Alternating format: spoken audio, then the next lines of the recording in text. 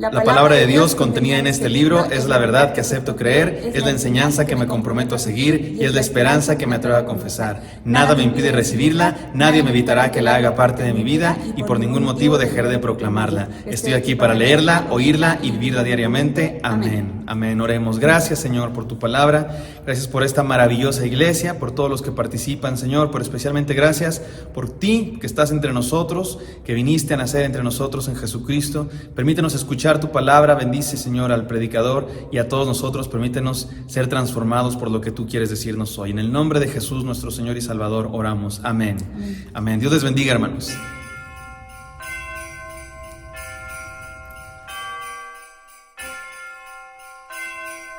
Amén, qué bendición, qué hermoso tiempo de Adviento. Estar juntos como iglesia y además también como familias, reunidos en casa cada uno, celebrando que el Señor nació entre nosotros. Porque hoy es Navidad, todos los días es Navidad porque celebramos el cumpleaños del Señor, porque Él está con nosotros, porque Hijo nos es nacido y además Él nos anunció que no habrá para siempre oscuridad. Ese es el tema, esta es la serie de sermones que tenemos en este tiempo de Adviento y nos basamos en Isaías capítulo 9, versículos 1 al 7. El día de hoy analizaremos dos versículos de este pasaje que hemos estado estudiando desde hace 2 domingos anteriores. Y el día de hoy este es el tema: su gracia no tarda en manifestarse sobre nosotros. Déjeme introduzco de este modo. Una de las experiencias cotidianas más difíciles de superar es la espera. ¿No es cierto? Esperar, el acto de esperar. Esperar el camión, esperar el avión, el metro o el Uber puede resultar todo un desafío. Ni hablar de esperar que lean nuestro mensaje y contesten nuestro correo, o esperar que se te declare el galán, hermana, o que te diga sí la chamaca, o que regrese un hijo a casa. Todo eso resulta tan difícil que existen muchos interesantes pensamientos al respecto. Les comparto unas frases, algunos pensamientos de pensadores famosos. Por ejemplo, la misma esperanza deja de ser felicidad cuando va acompañada de impaciencia. John Ruskin dijo eso. La impaciencia entorpece el pensamiento y lo transforma en impulso. La paciencia es inteligencia, por lo tanto es equilibrio y armonía de espíritu, dijo Noris Uribe Santana. Cuán desgraciados son aquellos que no tienen paciencia. ¿Qué herida se ha curado en el acto?, dijo William Shakespeare. El hombre corriente, cuando emprende una cosa, la echa a perder por tener prisa en terminarla, dijo Lao Tse.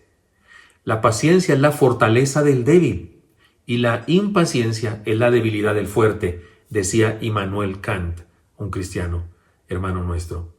Y para finalizar, déjenme les digo 2 refranes anónimos y una profunda y popular frase célebre mexicana, ¿de acuerdo? Aquí los refranes: quien anda deprisa, tropieza. Y el otro: lo que madura pronto, se pudre temprano. Y aquí la frase popular, profunda de la filosofía mexicana: es que no me tienen paciencia. Así dijo el Chavo, o mejor dicho, Chespirito, el que creó este personaje. Ahora, lo peor de todo es que cuando la impaciencia se frustra, es decir, porque nunca llega lo que espera uno, se convierte en desánimo, en amargura y en una profunda depresión. El pueblo hebreo, dije todo esto para decirles que el pueblo hebreo estaba experimentando un fracaso de muchos años. O sea, su impaciencia o sus deseos de obtener ciertas victorias se habían frustrado y estaba en una situación así. Aún la esperanza se había convertido en algo desagradable porque eran impacientes y porque no llegaba a lo que esperaban. Estaban divididos entre sí, sometidos por otras naciones, amenazados por un imperio que podía empobrecerles aún más. Sus profetas de la prosperidad les habían defraudado porque les decían que todo estaba bien y no todo está bien, de hecho nadie estaba bien. Y ellos mismos sabían que estaban así a causa de su pecado. Se reconocían entonces sin esperanza. Ellos mismos se reconocían sin esperanza. Y fue en medio de esta circunstancia en la que Dios les revela un destello mesiánico, es decir, les anuncia el nacimiento del Mesías, que sucedería cientos de años después de ellos. Pero la hermosa promesa tenía una repercusión en su tiempo presente. Les manda decir por medio del profeta: mas no habrá para siempre oscuridad. En los sermones anteriores de esta serie abordamos este mensaje y aprendimos que la profecía incluía esta enseñanza: la luz no tarda en llegar. por la promesa de Dios respecto al nacimiento de nuestro Señor y Salvador. No habrá para siempre oscuridad. Y también aprendimos que el Señor les dijo que porque habría de nacer y habría de transformarles la vida, el gozo no tardaría en llegar. Por la esperanza que tuvieran en aquel que habría de venir, ellos serían transformados y el gozo no tardaría en llegar. Igual que la luz no tardaría en llegar. Sin embargo, en base a la condición del pueblo, el asunto era imposible. O sea, que pasara esto, que hubiera de veras una esperanza y que llegara la luz a sus vidas. Y por luz entiéndase, pues victoria, transformación, un estado mejor, una mejor forma de vida, no siempre esclavizados y derrotados por los enemigos, sino, digamos, unas victorias, no, por lo menos algunas. Esa luz no llegaba. ¿Y por qué habría de llegar? Y el gozo de la transformación de sus vidas no llegaba, y uno dice, ¿y por qué habría de llegar? Porque la verdad es que en base a la condición del pueblo, el asunto era imposible. En primer lugar, estaban debilitados y definitivamente no podrían defenderse del poder de sus enemigos. Estaban debilitados, estaban divididos, debilitados, no tenían tanto armamento, no tenían grandes ejércitos, las naciones alrededor de ellos eran más poderosas que ellos, entonces definitivamente no podrían defenderse de sus enemigos. Y por otro lado, su necia actitud y su alejamiento de la fe verdadera les hacía absolutamente inmerecedores del favor de Dios. Estaban viviendo las consecuencias de sus pecados.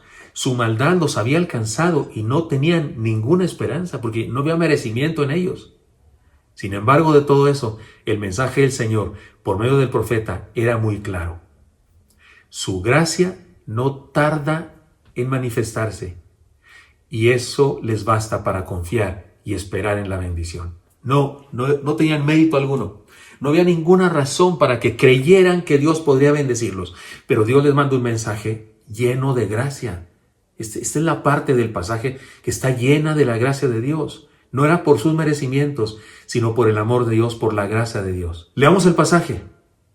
Que hemos estado leyendo en los anteriores sermones. Isaías capítulo 9, versículos 1 al 7. Adelante. Mas no habrá siempre oscuridad para la que está ahora en angustia, tal como la aflicción que le vino en el tiempo que livianamente tocaron la primera vez a la tierra de Zabulón y a la tierra de Neftalí. Pues al fin llenará de gloria el camino del mar, de aquel lado del Jordán, en Galilea de los gentiles. El pueblo que andaba en tinieblas vio gran luz. Los que moraban en tierra de sombra de muerte, luz resplandeció sobre ellos. Multiplicaste la gente y aumentaste la alegría. Se alegrarán delante de ti como se alegran en la siega, como se gozan cuando reparten despojos. Porque tú quebraste su pesado yugo y la vara de su hombro y el cetro de su opresor, como en el día de Madián. Porque todo calzado que lleva el guerrero en el tumulto de la batalla y todo manto revolcado en sangre serán quemados, pasto del fuego. Porque un niño nos es nacido, hijo nos es dado, y el principado sobre su hombro. Y se llamará su nombre admirable, consejero, Dios fuerte, Padre eterno, príncipe de paz. Lo dilatado de su imperio y la paz no tendrán límite, sobre el trono de David y sobre su reino, disponiéndolo y confirmándolo en juicio y en justicia desde ahora y para siempre. El celo de Jehová de los ejércitos hará esto. Hermoso pasaje, ¿no? Es la tercera vez que lo leemos en un domingo en esta serie de sermones. Pero concentrémonos en dos versículos que expresan la misericordia y la gracia de Dios y reflexionemos en las siguientes enseñanzas. He aquí la primera. No habrá para siempre oscuridad, porque a pesar de nosotros, Él es Dios. Insisto, no habrá para siempre oscuridad, porque a pesar de nosotros, Él es Dios. Dice el texto, versículo 4, porque tú quebraste su pesado yugo, la vara de su hombro y el cetro de su opresor, como en el día de Madián. Porque tú Dios, porque en nuestra vida siempre hay un tú que es Dios. En nuestra vida no es el yo el que nos da las victorias, no, Señor, jamás.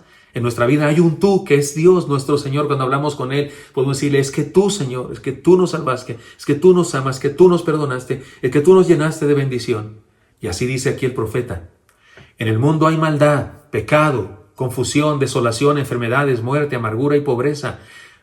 Y hay todo eso por quien somos nosotros los seres humanos y por lo que hacemos. Somos nosotros los responsables. Eso no hay vuelta de hoja. Somos nosotros los responsables. Hay un filósofo por ahí en el mundo que dice que los seres humanos somos un virus. Somos un virus del universo, que hacemos daño, así como los virus hacen daño, así como el COVID hace daño, que así nosotros, donde llegamos, destruimos. Que llegamos a una isla, por ejemplo, que está muy hermosa y hay un equilibrio ecológico y llegamos con nuestras obras y hacemos cosas y destrozamos el equilibrio ecológico y al rato esa isla empieza a destruirse completamente y las especies empiezan a morir, no solo especies de animales, sino especies de plantas y demás, dicen ellos eso. Dice un filósofo que así funciona, que somos un virus nosotros. Bueno, yo no quisiera decirlo así, no quiero ofenderlo a usted, pero es un hecho que las cosas que hay en el mundo desagradables las hacemos nosotros, son por causa de nosotros. Pero no todo en la vida depende de nosotros. No todo en la vida depende de eso que hacemos. La profecía dice que la oscuridad sería vencida. ¿Por quién? ¿Por nosotros? No. Por quien es Él. No por quien somos nosotros, sino por quien es Él. Porque tú quebraste su pesado yugo, dice el profeta. Y después, para que el pueblo lo entendiera, le cita uno de los eventos más claros de la historia de la gracia. La Biblia está llena de historias de gracia, toda la Biblia. Pero hay un pasaje que yo digo que es uno de los más claros, porque en este pasaje Dios es insistente en decir que es por su gracia. Dice el profeta, como en el día de Madián. El texto dice, ¿no es cierto? Se lo leo una vez más, dice, porque tú quebraste su pesado yugo, la vara de su hombro y el cetro de su opresor, como en el día de Madián. Esta es una alusión a la victoria de Gedeón y los 300 soldados contra los madianitas. Leamos un resumen. Voy a leerles algunos textos seleccionados de la narración completa, que es muy amplia, cuando Dios llama a Gedeón y por medio de 300 soldados y él destruyen a los madianitas y ganan una tremenda victoria, que en este pasaje se cita. Dice el texto que Dios interviene y Dios es el que nos da la victoria y dice como en los días de Madián. Y habla de esta victoria. Leamos algunos versículos. Jueces 6.1 dice, los hijos de Israel hicieron lo malo ante los ojos de Jehová. No perdamos de vista eso. Los hijos de Israel hicieron lo malo ante los ojos de Jehová y Jehová los entregó en manos de Madián por 7 años. Pero luego dice más adelante, en mismo Jueces, pero ahora versículos 7 y 10 del capítulo 6. Cuando los hijos de Israel clamaron a Jehová a causa de los madianitas, Jehová envió a los hijos de Israel un varón profeta, el cual les dijo, así ha dicho Jehová, Dios de Israel, yo os hice salir de Egipto y os saqué de la casa de servidumbre, os libré de mano de los egipcios y de mano de todos los que os afligieron, a los cuales eché delante de vosotros y os di su tierra y os dije, yo soy Jehová vuestro Dios, no temáis a los dioses de los amorreos en cuya tierra habitáis, pero no habéis obedecido a mi voz, no habéis obedecido a mi voz. Y luego pasemos a Jueces capítulo 7 versículos 2 y 3. Y Jehová dijo a Gedeón, el pueblo que está contigo es mucho para que yo entregue a los madianitas en tu mano. Para este momento Dios ya llamó a Gedeón a través de un ángel en una fogata. Y Dios ya le comprobó a Gedeón que primero dudaba y que amanezca esto mojado y lo demás seco y después que amanezca esto seco y lo demás mojado. ¿Se acuerdan de eso? Todas las señales que pidió al Señor. Y finalmente lo convence de ir a la guerra y finalmente lo arma como caudillo, como juez y llama a una multitud. Pero dice Dios, dice el texto, Jehová dijo a Gedeón, el pueblo que está contigo es mucho para que yo entregue a los madianitas en su mano. Y luego dice Dios, no sea que se alabe Israel contra mí, diciendo mi mano me ha salvado. Es traducción de eso. Pero no quiero que ustedes, Gedeón y mis soldados, no quiero que ustedes, esos 32,000 que son, terminen diciendo, qué valientes somos, qué listos somos, qué buenos soldados somos, qué suerte tiene Dios de tenernos por pueblo. No quiero que hagan eso porque eso me ofendería. Ahora pues, haz pregonar a oídos del pueblo diciendo, quien tema y se estremezca madrugue y devuélvase desde el monte de Galad, y se devolvieron de los del pueblo 22,000 y quedaron 10,000, por eso digo que eran 32,000. Y más adelante Dios dice, siguen siendo muchos y los lleva a tomar agua y Dios escoge a 300. Si leemos el texto, notaremos que el pueblo estaba en absoluta rebeldía a Dios. No se repite cada rato esta frase en el libro de Jueces como algunos piensan y dicen, pero la verdad es que esta frase es el carácter del pueblo en el libro de los Jueces. Representa perfectamente lo que pasaba en el pueblo en ese tiempo que se escribió el libro de Jueces y que vivieron esa experiencia de los jueces, porque antes de que hubiera reyes había jueces.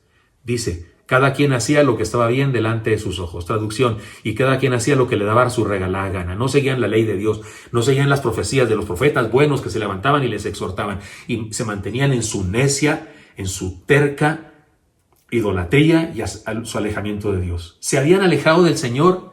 El mismo Gedeón se nos muestra como un hombre lleno de dudas y con una teología dudosa. ¿Saben qué fue la primera cosa que hizo Gedeón así en heroicidad? Destruyó un altar a Baal. ¿Qué creen? Que estaba en su casa. Que estaba en su casa, que su padre y su familia tenían. O sea que él a menudo iba ahí, se hincaba ante ese altar.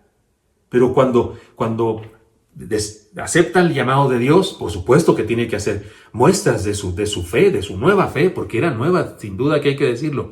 Sin embargo, él da muestras de una vida llena de dudas. Aún después de que Dios le comprobó aquello del vellón que amaneció mojado y lo demás seco y después seco y lo demás mojado, todavía no creía y Dios lo llevó al campamento de los madianitas para que escuchara el sueño de uno de los soldados madianitas. O sea, ¿cuánto tenía Dios que hacer para convencerlo? La enseñanza es más que clara. No ganaron esa guerra por su valor y sabiduría, como algunos equivocadamente insisten en decir cuando estudian ese pasaje.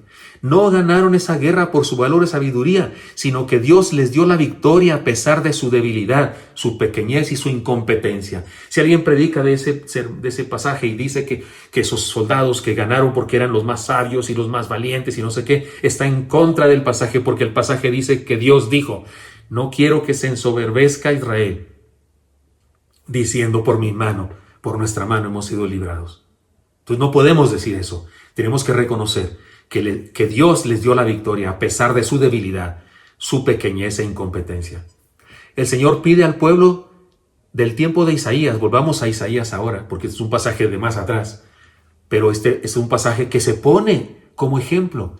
El Señor le pide al pueblo del tiempo de Isaías que recuerden ese evento lleno de gracia, y que esperen en él. Porque el pueblo sabía que Gedeón había ganado por la gracia de Dios. En aquella época no había esos sermones que hay el día de hoy que exaltan al pueblo y que exaltan que esos 300 son los más valientes y los más listos. En aquella época no había sermones de ese tipo, porque los hebreos entendían perfectamente, porque era su cultura, que aquello que pasó con Gedeón y sus soldados fue pura gracia de Dios, que no ganaron ni por valientes ni por sabios, sino que ganaron por quien es Dios, a pesar de quién eran ellos. Y el Señor pide al pueblo a través de Isaías que recuerden eso. Así que hay aquí algunas importantes implicaciones para nosotros. Hermanos míos, más importante que cuántos somos o cómo somos, importa a quién pertenecemos, a quién seguimos y en quién creemos. Más importante que cuántos somos y qué habilidades tenemos y cuánto potencial económico podemos juntar. Más importante que eso es a quién pertenecemos, a quién seguimos y en quién creemos. Nuestros éxitos son todos éxitos de Dios en nuestra vida. Todos nuestros éxitos, nuestros logros son éxitos de Dios en nuestra vida. Si vamos a seguir adelante, no será porque confiamos en nuestras capacidades, no será porque confiamos en nuestra dignidad o nuestros merecimientos, sino porque confiamos en su gracia, que a pesar de que no merecemos, que a pesar de nuestra indignidad y que a pesar de nuestras incapacidades, porque tenemos incapacidades, que a pesar de eso, cosas buenas suceden por quien es Él. La fe en nosotros mismos nos defraudará siempre y nos hará fracasar siempre. Nuestra fe puesta en Dios nos dará la victoria siempre. De eso habla este pasaje, hermanos míos. De eso habla este versículo que hemos leído. Versículo 4. Porque tú quebraste su pesado yugo, la vara de su hombro y el cetro de su opresor, como en el día de Madián. Esta referencia que hace Dios a través del profeta al pueblo, como en los días de Madián, es para que recuerden eso, para que recuerden que fue por la gracia de Dios, que un grupo de 300 soldaditos, pocos y mal armados, tan insolentes que se les ocurrió decir que no tenían miedo de ir a la guerra. ¿Cómo que no va a tener miedo de ir a la guerra? Todo el mundo tiene miedo de ir a la guerra. Si alguien dice que no es la guerra, o es un mentiroso, o es un loco, o está borracho. ¿Cómo que no? A mí me pregunta usted si ir a la guerra, si ir a un lugar me da miedo hasta predicar. Antes de prender aquí todas las cosas, estoy todo nervioso orando y viendo que nada falte porque estoy nervioso, porque no quiero aquí hacer el ridículo y no quiero fallarle a mi Señor y no quiero fallarle a usted dándole un mal mensaje. ¿Cómo no voy a tener nervios? ¿Cómo no voy a tener miedo? Si en la vida el miedo incluso es una utilidad, es útil, porque nos hace esforzarnos y nos hace ponerle más ganas a las cosas. Es que el que tenga miedo y tiemble que se regrese. Y yo no me regreso. ¿Qué le pasa? No son los más valientes, son los más locos e insensatos. No me digan otra cosa.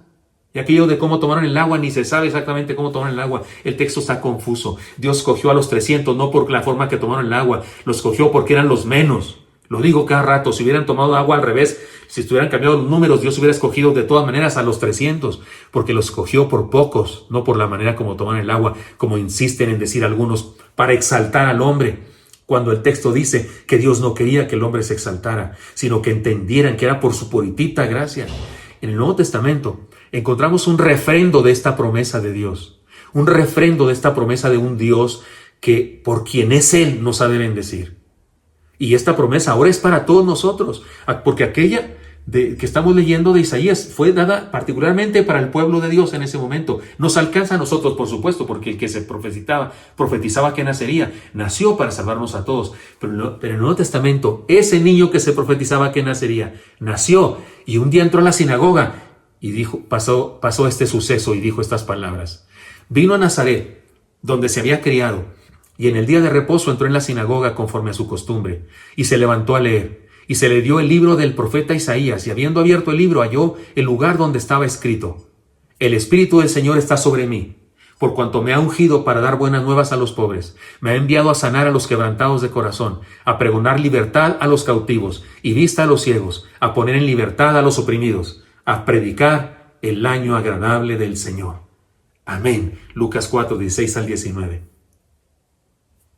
Este es el refrendo de Dios de lo que le dijo al pueblo.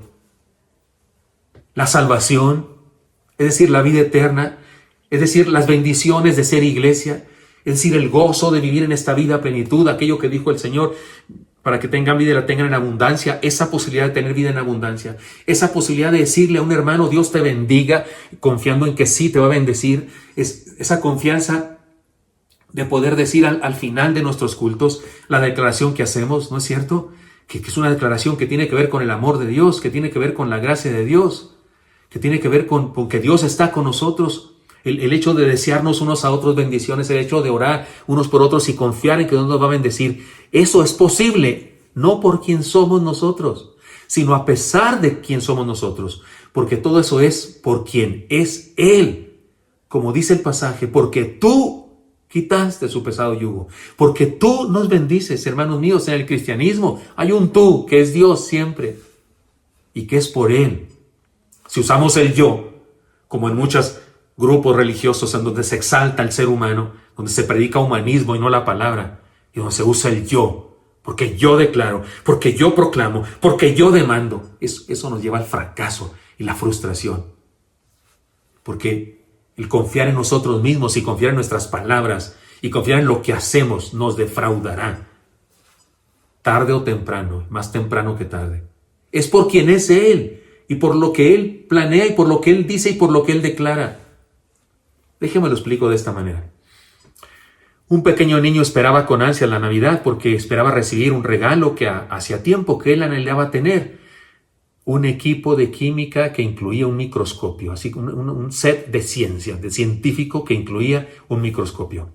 Él sabía que los regalos eran algo que sus padres les proveían. Él sabía eso, su familia de cristianos le había enseñado que esos regalos ellos los compraban y que los ponían en el árbol, y porque eran regalos de Dios, porque es su gracia. De alguna manera sí son regalos de Dios, es cierto, sí son bendición de Dios porque Él bendice a las familias. Él sabía eso.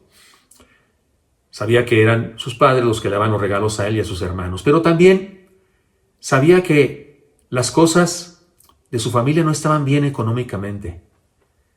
Así que él, para garantizar que llegara su regalo, había hecho algunos trabajos con los vecinos para conseguir dinero y había ahorrado todo el año para hacer posible su sueño.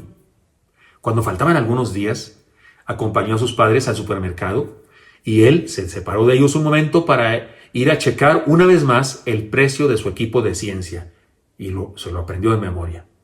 Al regresar a su casa, buscó en uno de sus cajones una bolsa y luego en un calcetín que usaba así como caja fuerte y sacó sus ahorros. Y estaba contando sus arrugados billetes y sus monedas lleno de esperanza. Pero al ritmo en el que contaba su tesoro, también se iba desilusionando, pues se daba cuenta que su regalo era muchísimo más costoso de lo que él había podido ahorrar. En la cena, el papá le pide a ella y a sus hermanos que hagan sus cartas de solicitud de regalos, escriban sus cartas de solicitud. Todos ellos saben que la bendición viene de Dios, insisto, pero realizaban esa dinámica como parte de un juego que se había convertido en una tradición familiar. La hoja del pequeño niño del que estoy hablando estaba en blanco cuando fue entregada a sus padres. La mamá le preguntó a su hijo, ¿por qué? ¿Por qué no escribiste nada? El pequeño dijo muy triste, es que es muy costoso lo que quiero y no tenemos dinero para comprarlo. Su padre le dice, escribe en la hoja lo que deseas y confía en Dios, pero escribe lo que deseas. La mañana de la Navidad, el 25 de diciembre de ese año, el primero en despertarse fue este pequeño y corrió al árbol navideño que estaba en la sala de su casa y encontró una caja misma que abrió de inmediato y ahí estaba su equipo de ciencia con todo el microscopio que se podía ver a través del celofán, porque el equipo era lo más importante de la caja y ahí se veía el microscopio brillando, diciéndole, aquí estoy, soy tuyo. Estaba sorprendidísimo porque no pensaba que iba a suceder tal cosa. Corrió a su cuarto, abrió el cajón de sus ahorros, sacó el calcetín y se dio cuenta que ahí estaba todo su dinero. Cada arrugado billete y cada moneda estaba ahí. Corre hacia donde están sus papás, todavía dormidos, los despierta y les dice, ¿cómo le hicieron? Ni siquiera usaron el dinero que ahorré para mi regalo. Los papás no sabían de lo que hablaba él porque no sabían ese asunto de los ahorros, pero lo intuyeron. Y el papá le dijo, hijo mío, lo que nosotros tenemos, lo que hacemos con nuestras fuerzas, nunca alcanza. Pero Dios es bueno y los regalos que valen la pena siempre vienen de su mano. Y era verdad, porque el padre había recibido recientemente un pago de una deuda antigua que había dado por perdida y con eso había comprado los regalos para toda su familia. Hermanos míos, hagamos un ejercicio, contemos toda nuestra riqueza, contemos todo lo que tenemos en el banco, debajo del colchón o yo que sé, en propiedades. Y reconozcamos una cosa, no alcanza. Eso no alcanza para comprar la felicidad. Eso no alcanza para comprar la plenitud. Eso no alcanza para comprar la seguridad de nuestra vida. Eso no alcanza para levantarnos cada mañana y tener así un corazón lleno de esperanza y decir qué suave es vivir, qué bendición es la vida. Eso no alcanza para prender la televisión y ver las noticias y decir qué bonito está el mundo, la creación de Dios es maravillosa. No alcanza para eso. Pero la gracia de Dios siempre llega a tiempo y hace milagros. Porque no habrá para siempre oscuridad, sino que la gracia de Dios no tarda en llegar a nuestra vida, le dice Dios a través del profeta Isaías al pueblo atribulado de aquella época. Reconozcamos que lo que tenemos no alcanza, pero la gracia de Dios siempre llega a tiempo y hace el milagro. Segunda enseñanza. No habrá para siempre oscuridad porque Él pelea por nosotros.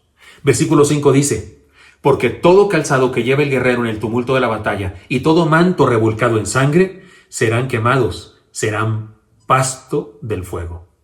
Ahora el poema, porque esta profecía es un poema hermoso. Ahora el poema de esta profecía se refiere a la gracia de Dios que concede a su pueblo una victoria tal que los implementos de guerra ya no serán necesarios. Todo calzado que lleve el guerrero en el tumulto de la batalla y todo manto revolcado en sangre serán quemados, serán pasto de fuego. Es decir, se acabó la batalla, no hay más por qué pelear. Ya no hay más porque que los soldados regresen a casa.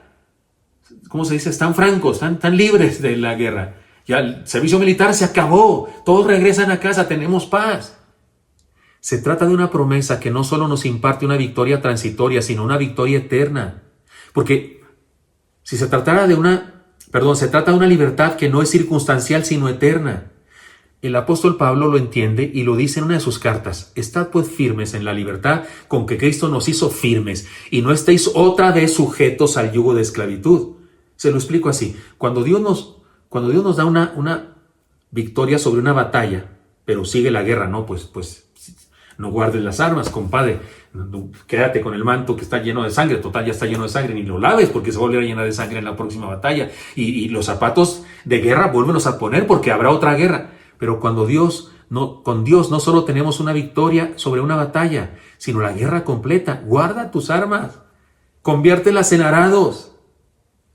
Quema la ropa de guerra que está ensangrentada porque no habrá más. Porque Dios nos da no solo la victoria sobre una batalla, sino nos da una victoria sobre la guerra completa.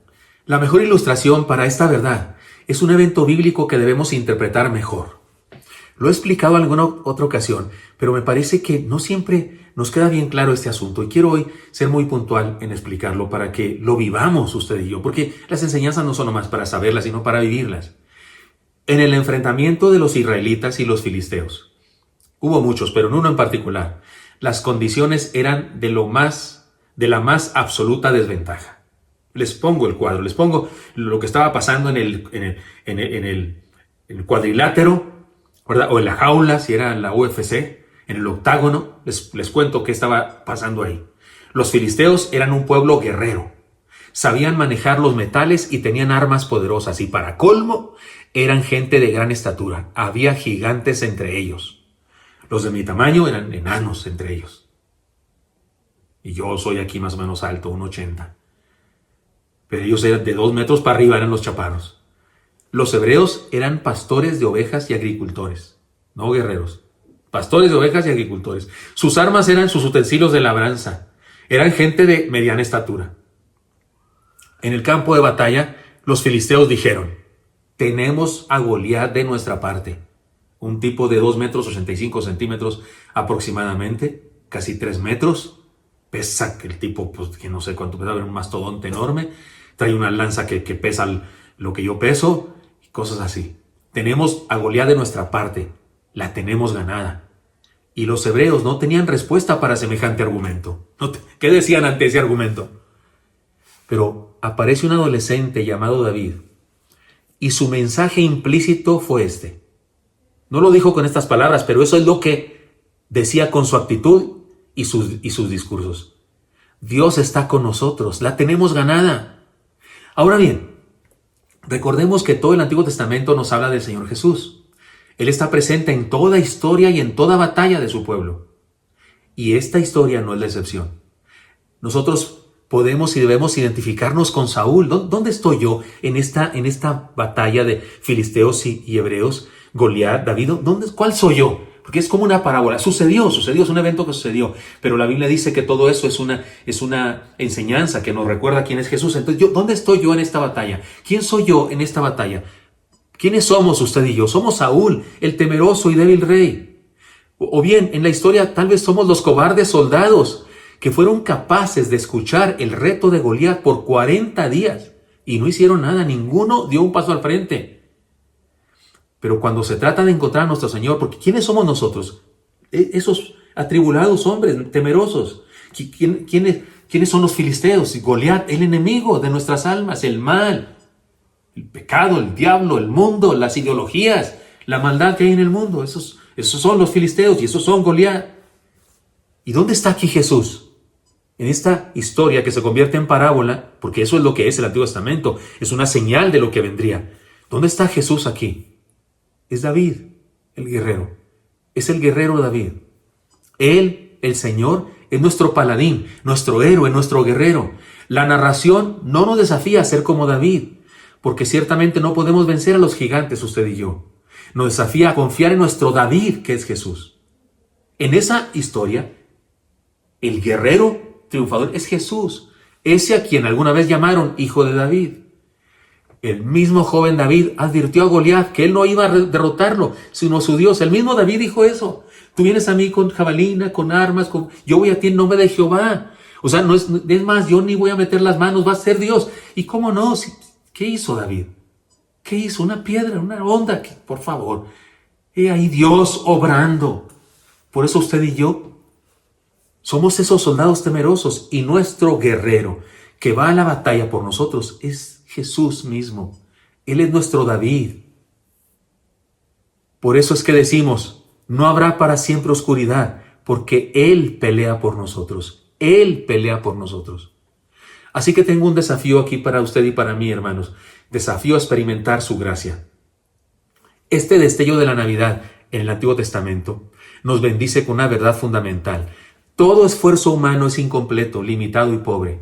Solo Dios puede liberarnos de la oscuridad. Confiemos en Él a pesar de lo que somos.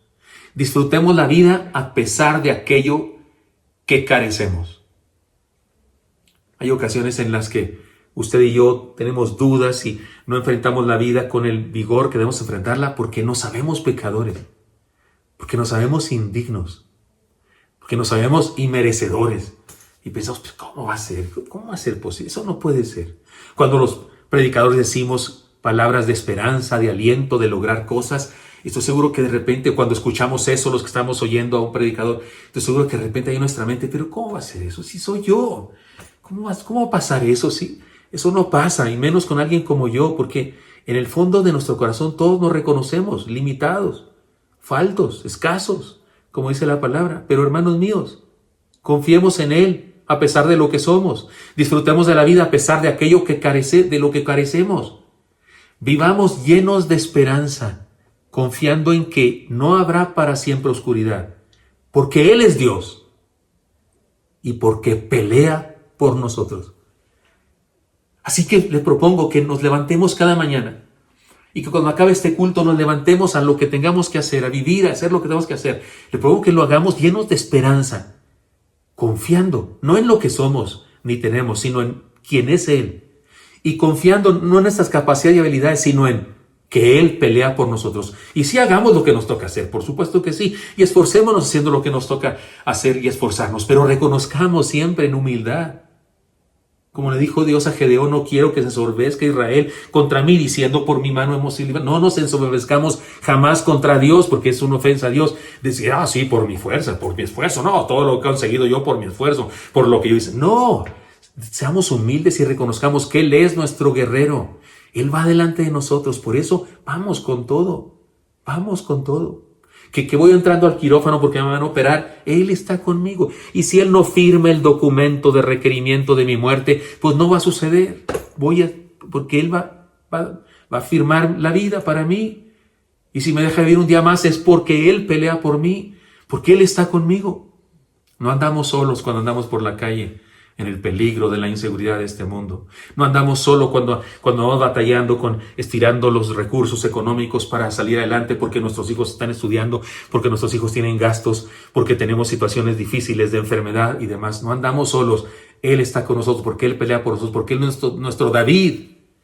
Escuchemos una vez más la palabra de Dios que nos dice, no habrá para siempre oscuridad. Ese pueblo al que Dios le dijo que no habría oscuridad para siempre, es un pueblo que no merecía ni un % de la gracia que Dios derramó sobre ellos. Se habían alejado de Dios, no merecían nada. Estaban viviendo las consecuencias de su pecado, su maldad los había alcanzado. Pero Dios les manda a decir que su gracia no tarda en llegar. Y su gracia para usted y para mí, hermano, no tarda en llegar. De hecho, ya está aquí, en nuestra casa. Vivamos llenos de esperanza, confiando en que no habrá para siempre oscuridad, porque Él es Dios y pelea por nosotros. Señor Santo, pongo en tus manos a mis hermanos y mis hermanas. Y te pido, Señor, que nos bendigas. Y que nos des ese vigor y esa esperanza y ese gozo, ese entusiasmo, Señor, de seguir adelante, viviendo, de levantarnos, no sé, de la depresión, de la angustia, de la tristeza, del sentido de despropósito que en ocasiones nos aqueja el corazón, y que nos levantemos, Señor, sabiendo que no es por lo que somos, sino por quién eres tú. Y sabiendo que no es por nuestras habilidades, sino por tu poder, porque tú peleas por nosotros. Bendice a cada joven, cada señorita, a cada adolescente, a cada niño, a cada adulto, cada anciano, Señor, de esta congregación y de todos los que se conectan con nosotros, y bendícenos con ese arrojo, con esa fuerza, con esa esperanza en nuestra vida. Te lo pido en Cristo Jesús. Amén.